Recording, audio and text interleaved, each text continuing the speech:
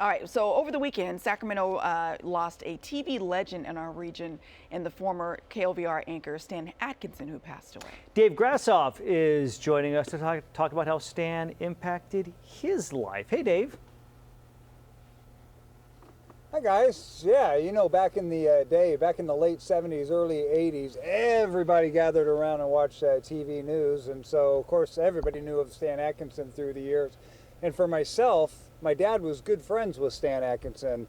They worked for the Mercy Foundation trying to raise money. They did raise a lot of money. That was one thing that Stan, one of the things in this community, he was all about raising money. So not only was he very involved with the Jerry Lewis telethons, but also with the Mercy Foundation. And so he was on a project with my dad. They called it Project 2000, where they were trying to raise money for an addition to Mercy Hospital on Coyle Avenue. And so Stan worked with my dad hand in hand to raise money, and they did. They raised $2.4 million.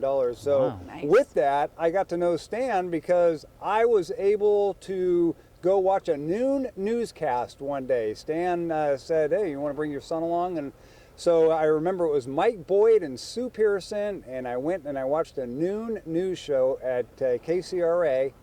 And from there on, I knew I wanted to be in TV from that very time. And then just through the years, I would see Stan at different things. Like when I went to Sac State, he came and spoke. And so I went and he remembered me and he said, make sure and say hello to Harry and Paula. So through the years, I would see him. And then I got into TV and then I would bump into him. And he always was kind of watching kind of what I did through the years. And I remember when I was at Sac State, I would talk to him about getting into TV, and he'd say, the most important thing you need to do is get yourself an internship, which I did over across town at KXTV, and that's where I started.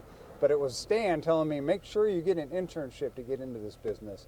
He was always so wonderful. I never felt like I was bothering him. He would engage. So very, very compassionate man. Obviously, lots of people come in on social media commenting about how wonderful he was, and I just know for myself and what he did for me. And it was that noon newscast when I was, I think, 11 or 12 years old. Wow. That's when I realized, wow, this is really cool.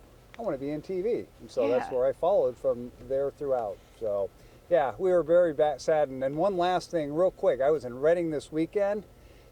And my mom and dad were good friends with Stan. They raised a lot of money together. So they were around each other a lot in the late 70s and early 80s. And my dad just this weekend said, hey, if I came down there, would you be able to hook me up and go to lunch with Stan? Oh, man. And then I got the call on Sunday night that he had passed away. So, yeah, just, boy, the timing of all that. So incredible, incredible man. He was great to me. It was great to my mom and dad, so very sad to hear the passing. But I think you saw some of those old black and white photos. That was when they were raising money for that Mercy Foundation. Oh, man. Well, I certainly hope that Stan knew how much of an imprint that he had on your life and so many others.